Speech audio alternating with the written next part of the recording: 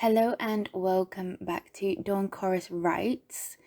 This is Miraculous Ladybug fanfiction, and this is a special Halloween one-shot inspired by the amazing artwork in the thumbnail by IP Artworks on Instagram and Tumblr. Her links are below, so check her out. Send loads of love, and also another shout out to Shika, who has collaborated with me on this one. She's been amazing lifesaver and it's been great to work with her, and she will be featuring in Fusion November coming up, so yeah, make sure you keep a lookout. I hope you enjoy. This is Lady Noir and Bugger Boy, and it's a long one, so sit back, relax and enjoy. Oh, and make sure you smash the like button, comment down below, and subscribe if you haven't already. Cheers.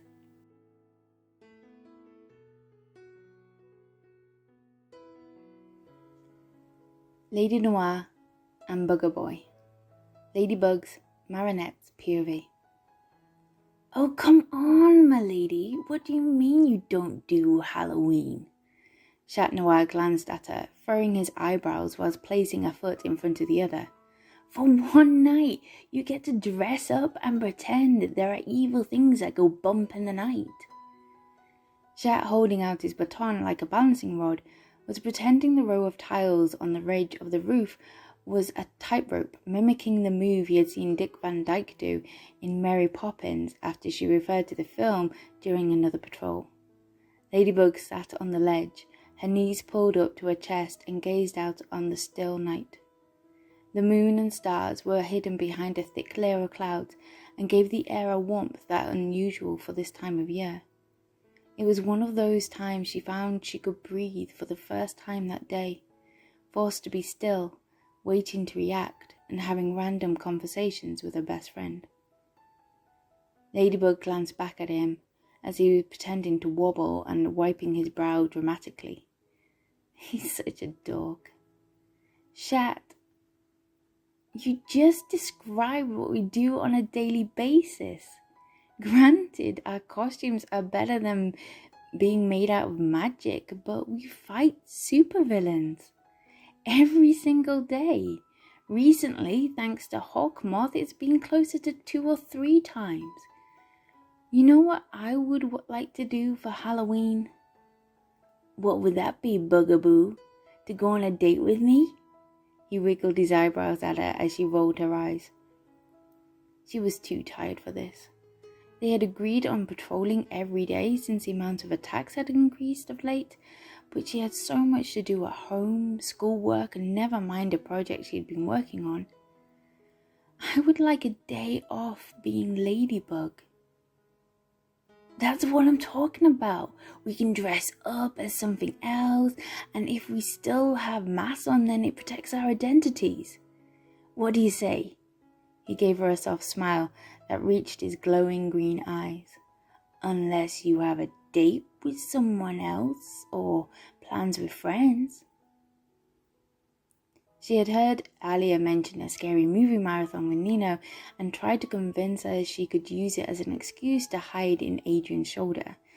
But when he turned it down, saying he had to attend an event, she didn't fancy being the third wheel on their date. Plus, she hated scary movies, knowing the dreams she would have.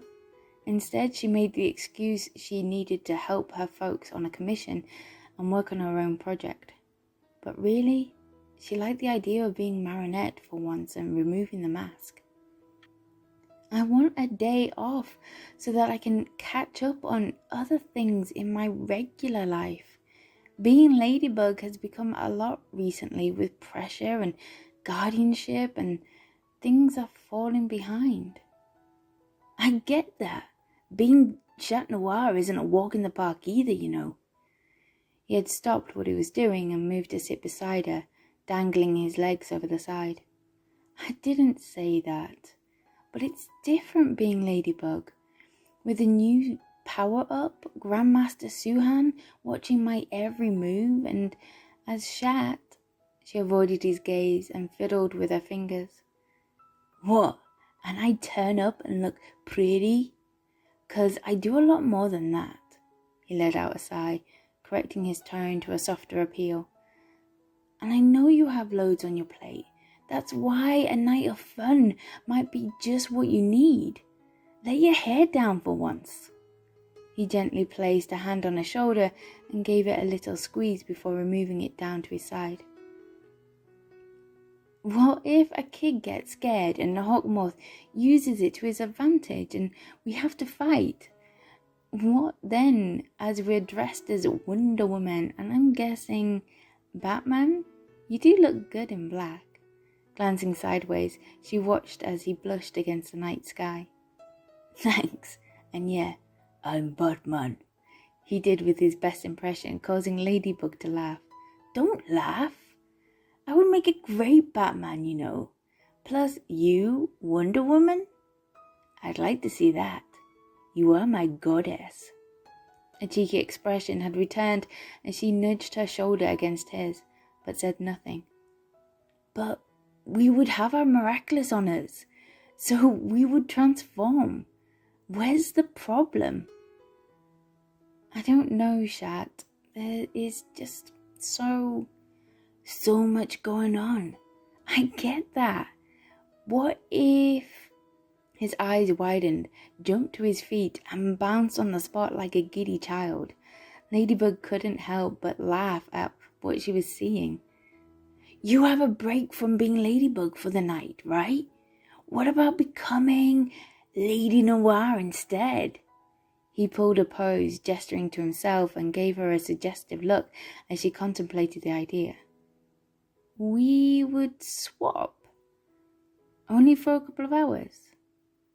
Yeah, I would be Lord Bug and you are my Lady Noir. He moved back down next to her. And if there's a battle, then we're ready to go. We have done it once before when we had that mix-up. I have wanted to test Plag and see if I can unlock any other abilities. I'm sure you'll love that, muttered Chat. So, what do you think? For Halloween we swap? She couldn't believe she was contemplating the idea. There wasn't anything urgent on her list and she had the holidays the following week to focus on any school projects. In addition, she discovering the abilities to make the charms. She wondered what Shat could do that could help in the fights. It would only be for a few hours. Yeah, and we would be together. If there was any issues, we could swap right back. Come on, show a little noir side to this lady. He leant forward and gave her a smirk. And what? You show a little buggy side? Bugger boy. She fluttered her eyelashes at him, causing him to fumble, readjusting himself. That would be Lord Bug to you. Thank you very much. Okay, I can't believe I'm agreeing to this. It is a one-off. Tiki will not be happy. Tiki loves me. The thing you have to worry about is Plag. Make sure you have plenty of cheese on hand. He's grumpy when hungry. In that case, you'll need something sweet. Tiki isn't a big fan of cheese. Spending that much time with Plag? Yeah, I get it. I'm sick of smelling like this stuff all the time. I hadn't thought of that. At least mine makes me smell like vanilla and sugar. You must stink? Is that what you were going to say? He raised his eyebrows at her, challenging her to say something. No, she giggled, playing a comic of Shat walking around with vapors of stinky cheese coming off him inside her head. It makes me imagine what people think I smell like, though. I end up taking more showers than I need to. He wrinkled his nose and pursed his lips at the effort. But if that's the price for being Chat Noir and fight alongside his lady, then cheese it is. I even tried putting it into a zip-sealed bag once, but Plag said he needed instant access to it. Ladybug inched closer to him, reaching her arm out, placed it around his shoulder and brought him in for a hug before taking a large sniff. Shat's eyes widened in surprise, gazing at her, followed by a chuckle. "You smell good to me."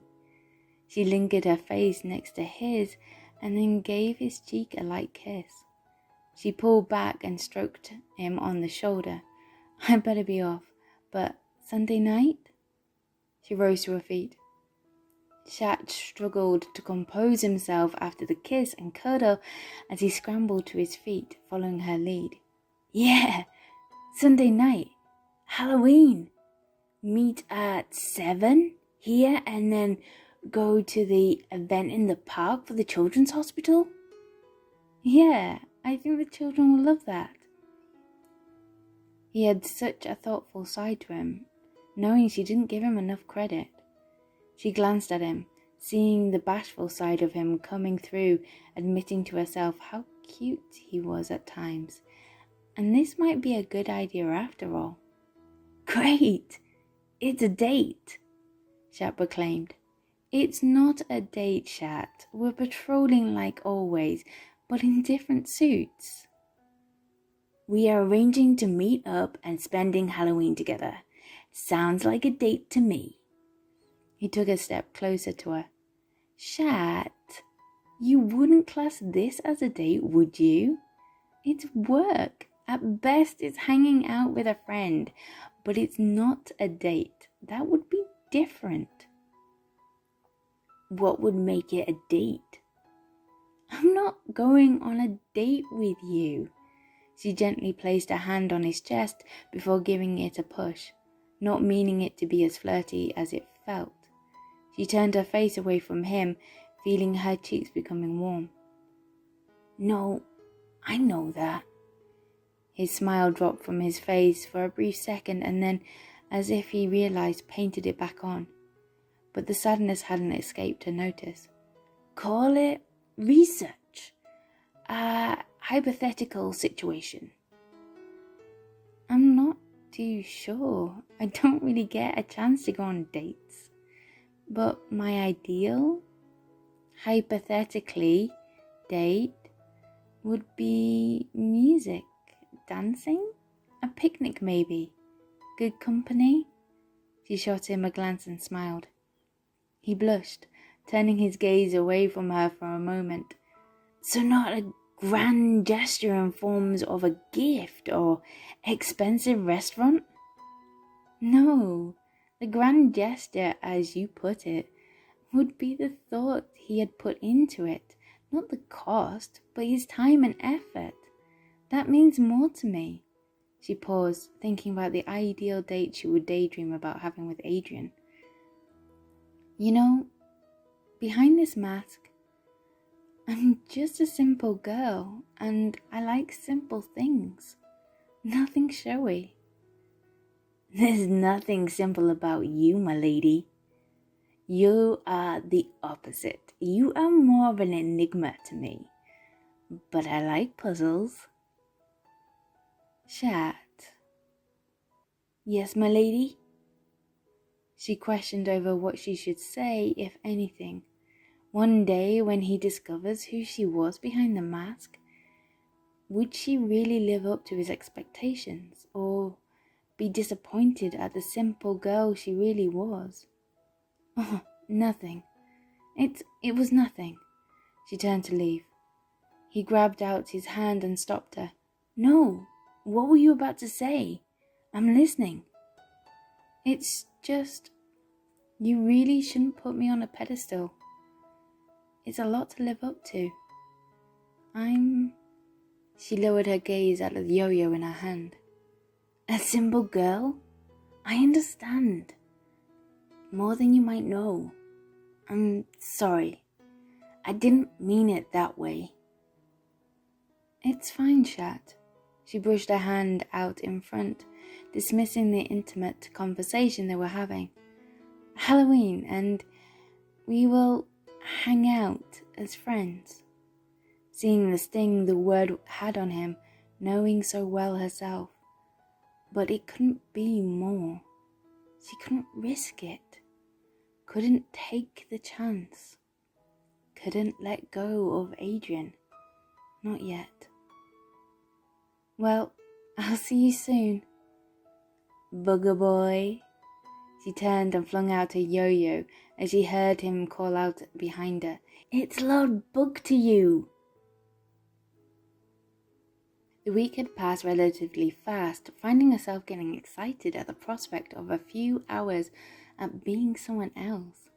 She knew Shat was brimming with enthusiasm, counting down the days and bringing up at each patrol and battle, comparing how he would have done it differently being Lord Bug.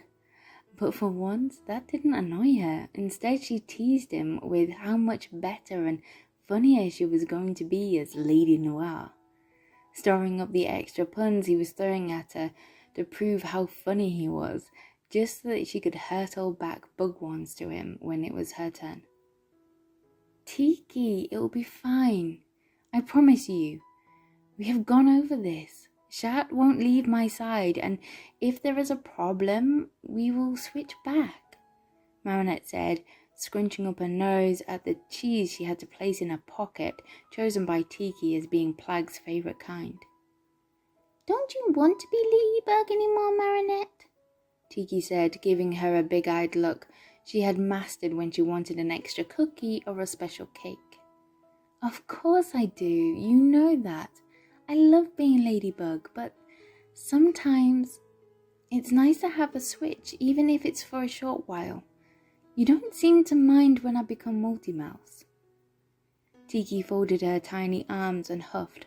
That's different. Molo isn't Plag.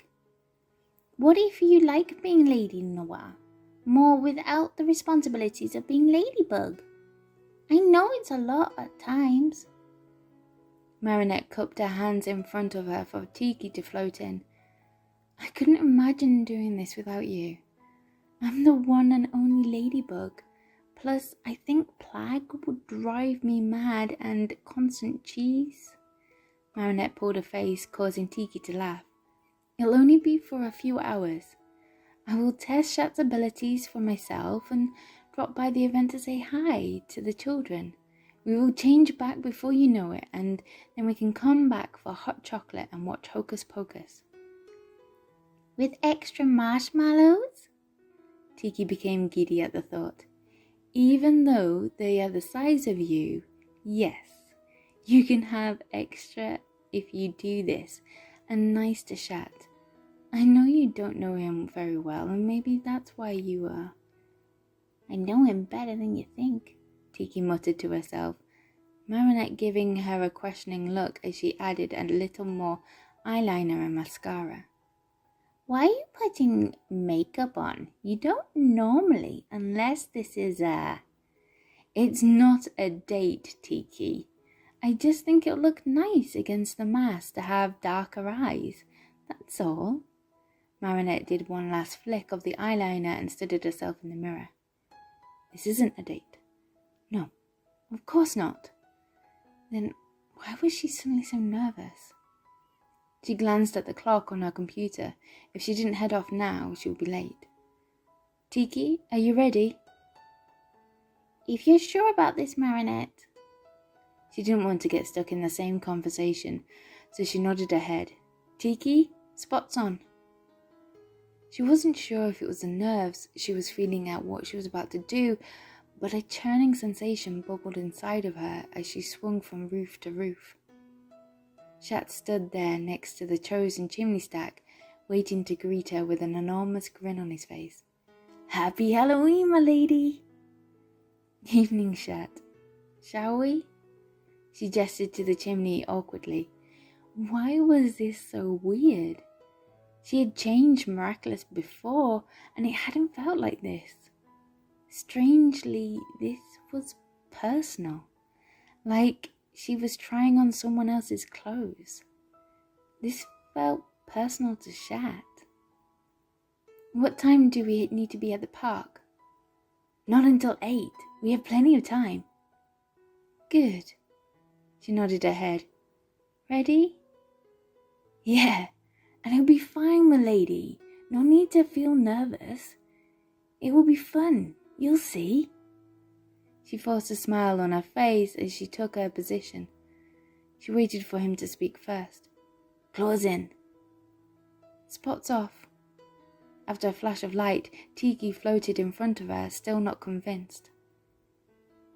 Plag, you had better behave for Ladybug. Don't embarrass me, or you'll pay in cheese.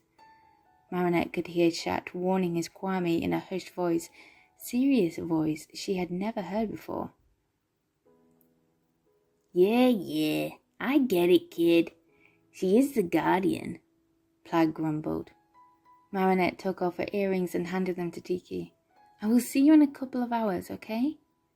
Tiki gave her a half smile, took the miraculous and floated above her head. Sugar cube. Stinky sock. Don't mess this up. As if I would, Plag mumbled, chomping down on a piece of cheese, whilst Tiki made a high-pitched tutting noise. Plag floated down in front of her, holding a black ring, and chuckled to himself. Nice to see you again, Plag. She lowered her voice. I'm sure we'll do fine. It's them we should worry about. She gave the tiny black cat a smirk. I heard that, m'lady. Nice to see you again, Tiki. You too, Shat. But any signs of trouble, and you promise me you'll switch back. I've already spoken to Ladybug about it. Agreed, Tiki. I give you my word. Very well, then. You know what to do. The little red Kwame said, not convinced. Tiki, spots on. Marinette slipped the ring on her finger, fitting her perfectly. Plag, claws out. The suit felt strange on her at first, as if getting comfortable in new clothes that weren't quite the right size. The magic felt different too, more electric than Tiki's, as if she had a constant current running through her, not yet fully charged. She swung out a long black braid and stared down at the black instead of red. This was weird, but after a couple of hours she would become Ladybug again, so she might as well make the most of it. She stepped out from the chimney and was greeted by Shat in patches of red and black, and she felt a smile forming on her lips. Hello there, Bugger Boy. Really? I thought we established I was to be Lord Bug, Lady Noir. Yeah, but Bugger Boy is cuter. Surprising herself at how bold she was being, maybe a bit of Plag shines through after all. Even through the night sky, she could tell he was blushing. Anyway, I know this isn't a date, but I have set up. He guided around the corner towards the flat part of the roof. In front of her was a picnic blanket, a wicker basket, and a handful of candles dotted around the space. Bugger Boy, this is... Friends can have food together, can they not? And we have time before we have to be there. So I thought... He reached down and grabbed something from the blanket and presented it to her. It was a black rose. It's not red for love. Think of it more for Halloween, and it goes with your new suit. She searched his face, looking for sincerity, and noticed for the first time that his eyes were indeed green. She had presumed because of the suit they might have been a different colour, but no. Iridescent emerald green shone back at her, pleading for her to accept the gesture. Transfixed in this newfound knowledge, she nodded and returned the surprised smile that was plastered across his lips. Thank you, she whispered, now taking the whole of him in. The fact that his hair hadn't changed, it was still blonde, his stature was the same, but the eyes were new, and she couldn't look away. How do you feel in the suit? I don't know about you, but last time it was during a battle, so I didn't have time to notice, but this feels different from being Shat.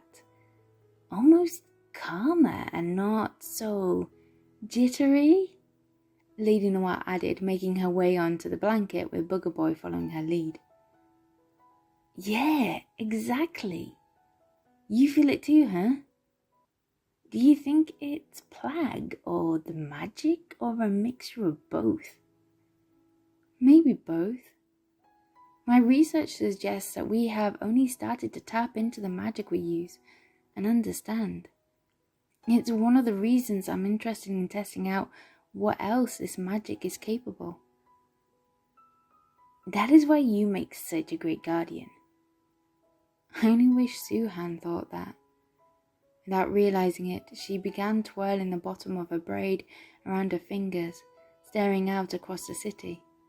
She could see so much more details with Shat's eyes than with her own as Ladybug in the dark. In the distance, she glimpsed smoke rising above the roofs and jumped to her feet.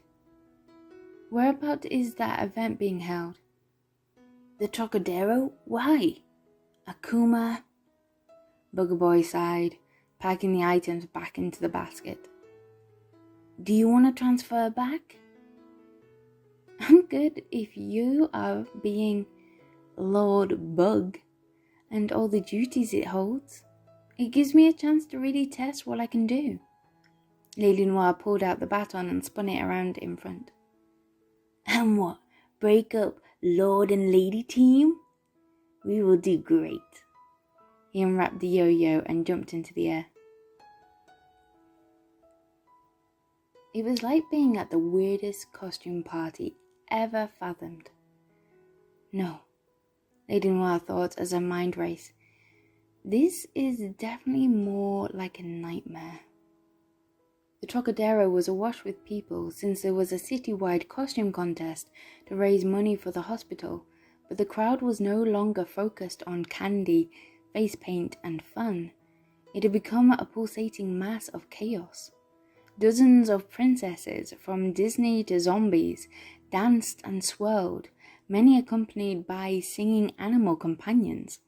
She saw at least 3 jagged stones having some sort of guitar duel showdown, knights, ninjas, transforming robots, comic book characters, and an entire army of superheroes formed a flank along the wall of the palace, joined by monsters from every horror film Ali had ever made her watch, plus some she knew would haunt her dreams for weeks to come.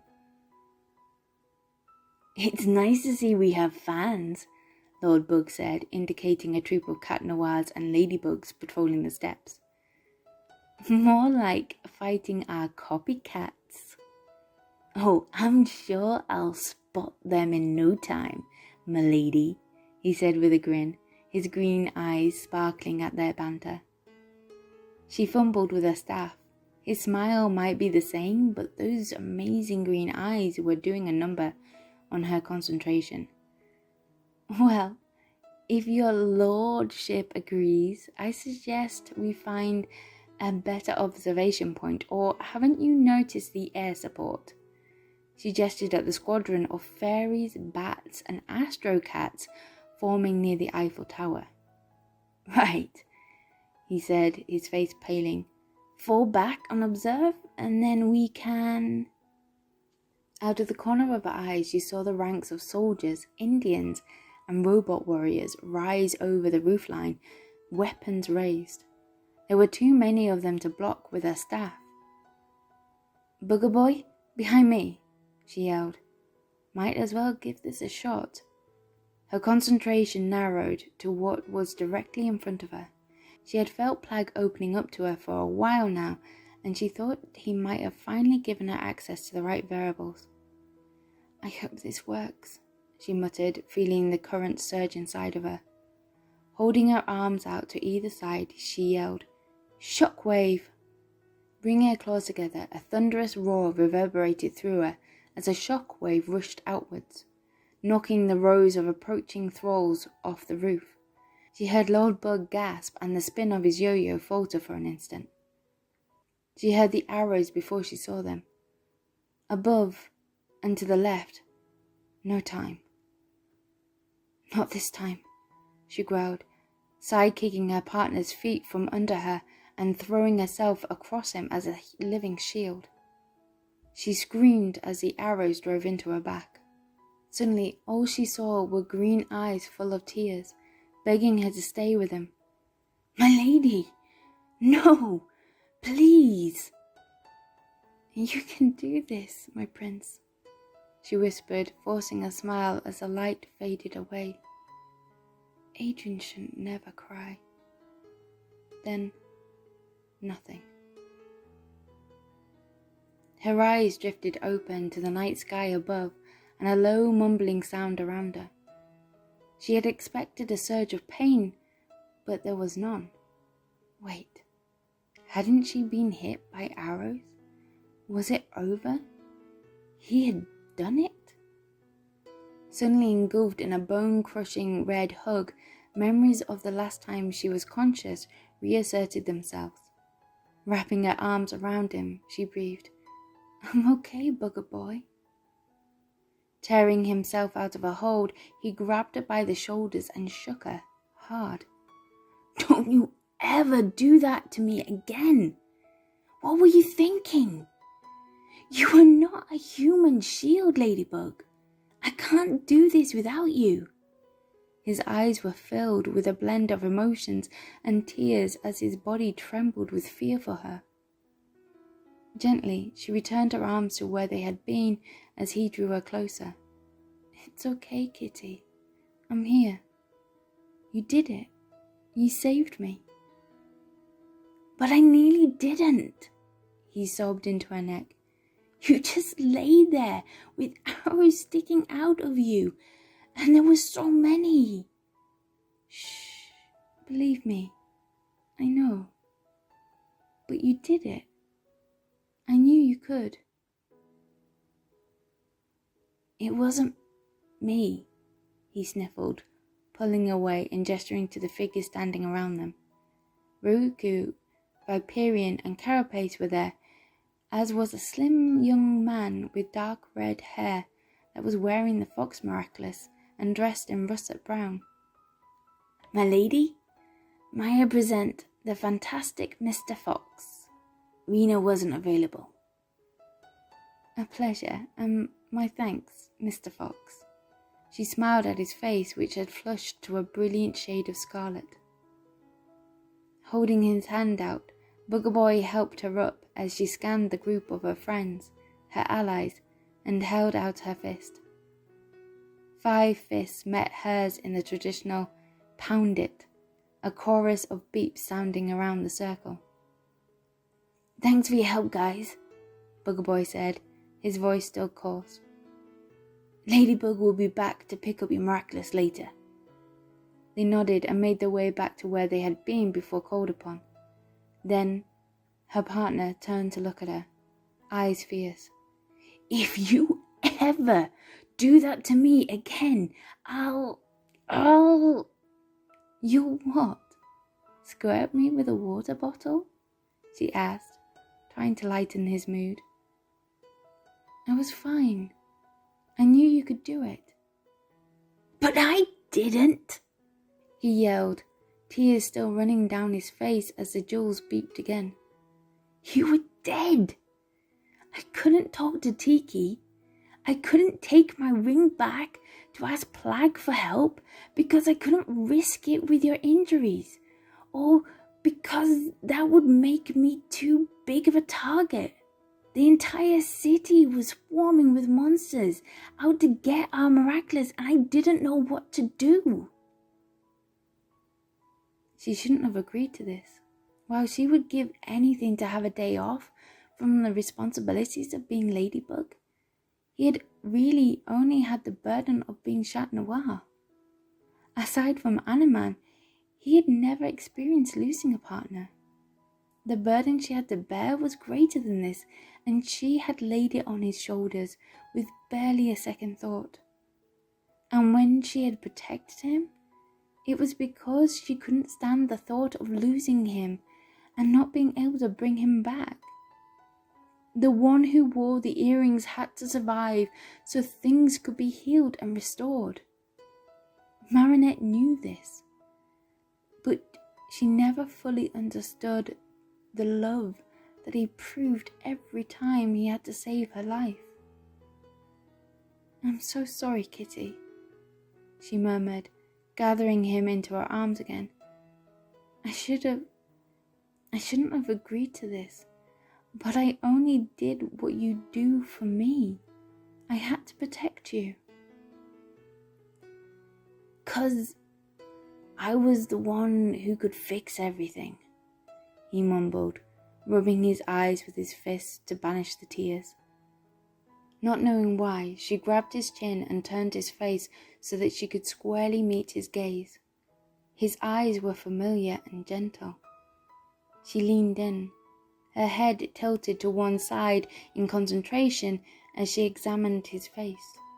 She remembered thinking of Adrian before losing consciousness. Just then, her jewels beeped a final warning. Let's feed the Kwamis and meet back at our spot, she said, pulling out her staff. We have a few things to talk about. He nodded and whipped away, leaving her to pole vault in the opposite direction. She dropped into a blind alley just as her transformation started. She took some cheese out of her purse and handed it to the Black Kwami. I'm sorry, Plag. You're not hurt, are you? I guess I'm not as good at being Chat Noir as Adrian is, huh? Don't sweat it, Bug, he said, engulfing it in one bite. You have unlocked his secondary power all by yourself. That hasn't happened in over 500 years. Pausing, his eyes and mouth dropped open. Oh, how did you figure it out? She smirked at him, giving him a tiny scratch behind the ear with one finger. It's surprising the clarity of near-death experience provides. Plag crossed his arms and glared at her.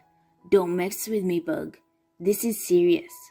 What do you intend to do with this newfound clarity? Marinette slid down the wall and rested her chin on her knees. I think I finally understand him better now.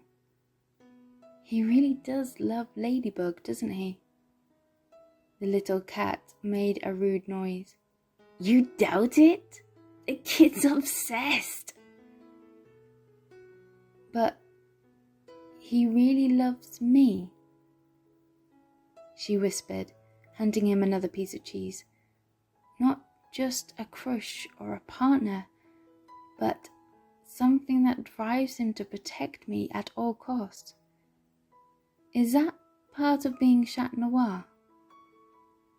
He sighed, shaking his body in the air as he did so.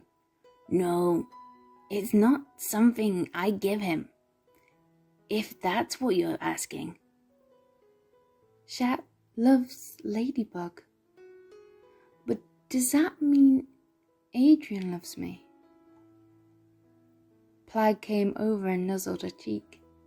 Marinette, he thinks you're amazing. He talks about you a lot. You, not Ladybug. He carries your lucky charm around with him everywhere and stares at it fondly when he has a long, hard day. You mean the world to him. He loves you, even if he hasn't quite figured that out yet. Once he does, you being Ladybug will just be the cheese on top. She giggled. Don't you mean cherry on top? Do I look like Tiki? He licked his paws for any remains of the cheese. Shall we go and give that boy of mine the surprise of his life? Is that wise? You have unlocked his secondary power. I'm beginning to think that together, there is nothing you can't do. Marinette had spent the trip back trying to reconcile that her partner for the last 3 years was the same boy she had a long-established crush on, whilst he claimed to have felt the same. Plag had no doubts about Adrian's feelings, and neither did she after what she knew now. The question was, how did she feel? She knew she loved Adrian and was drawn to Chat, but at what risk, knowing what she stood to lose? Why does this have to be so complicated? Now I understand why Tiki has always warned us about learning our identities. The fear Adrian experienced today was real. She lived with it every day, many times over, for all the friends she had turned into allies in this nightmare. The fear of not being able to bring them back haunted her sleep. As she turned to the site of the picnic and saw Adrian's worried eyes behind the bug mask, she swallowed hard. She knew the shadows that lurked behind his eyes. They were her constant companions, but the smile on his lips was unpleasantly familiar. It was his model smile, the one he painted on like so much makeup when he didn't want anyone to know he was tired or upset. "Milady, he started, but she held a hand up. "Don't give me that smile, if you please. I know things aren't okay." She flopped down on the picnic blanket, realizing it was more comfortable to lounge on her back than just to sit like she normally would. She patted the cloth next to her. He looked at her for a moment, clearly unsure of what exactly was going on, and then he sat down stiffly next to her. "You don't need to apologize," she breathed. He flinched and looked down at her. "What you went through today, that worry, that grief, that gnawing fear in the pit of your stomach that this time your luck will run out and everything will be lost. Everyone you know." She raised one clawed hand, stroking his cheek. "Everyone you love. I go through that every day. That is why I don't do scary. I live it. That is why I wanted a day off. I just didn't mean for you to have to bear this burden alone. I'm glad that you called in the others. I'm just sorry I wasn't more help. But you got the job done, and that's what matters." Those beautiful green eyes were closed and a tear rolled down his cheek. She wiped it away tenderly. "Is it always like that? Your side of the battles?" "More or less," she murmured kindly but honestly. "Sorry, but you will probably have nightmares over this for a while." "Do you?" "Yeah, pretty often. The worst ones are where I have to fight you."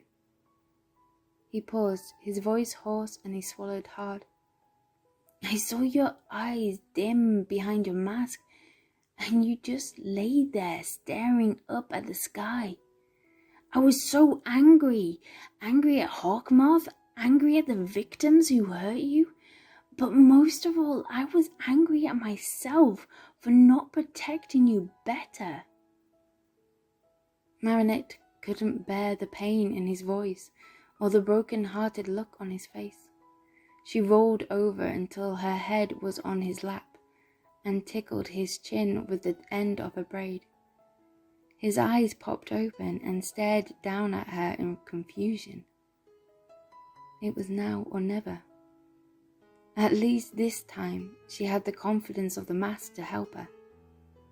"And I would have taken any hit, any blow, to protect you, Lovebug," she said, smiling up at him, tapping his nose with her braid.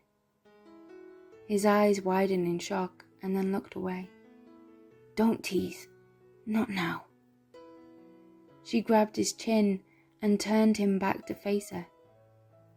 "Adrian, I have never been more serious in my life."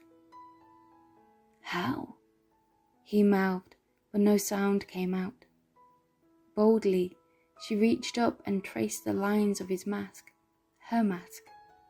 "Your eyes," she giggled, "and then your habit of invading personal space, and your automatically assumption that bigger is better. then softer, but mainly your eyes. How could you know my eyes? I see them almost every day. He hunched in on himself a bit. You're not disappointed? She sighed. I don't expect you to believe me. After all, I have doubted your feelings for me for ages. Come to think of it, it probably has something to do with this suit. Anyway, I have been in love with you since the first day we became heroes. You're right. I don't believe you. You have made that abundantly clear. Then you also know I don't play games. When he didn't answer, she rolled onto one knee and slung her braid around him to pull him in. Think, Adrian. I know your eyes. I knew that smile you gave me was fake. Who would know you so well? I don't... She sighed. Had they really been blinded by the mask, or were they both just stupid? Valentine's Day? He looked at her like she was crazy. No, Halloween, remember? No. She pulled him into her and stared into his eyes. Your hair black as night. Your pretty bluebell eyes. I wonder who you are beneath that strong disguise. That was the poem I wrote. Your hair shines like the sun. Your eyes are gorgeous green. When I look at you, I want to know your innermost thoughts and dreams, he finished, tentatively. He reached out to cup her face, and she brushed. Marinette? She grinned. Nice to meet you, bugger boy. With your permission, my lady, he whispered, a look of awe on his face. There is something I have wanted to do for so long. He gently pressed his lips to hers. A wonderful warmth spread through her aching chest as so many longings became fulfilled. They both pulled away, smiling. She released her braid and settled again in his lap, probably the image of self-satisfied cat. He chuckled and bent to kiss her forehead and stroked her braid fondly. I love you, Marinette.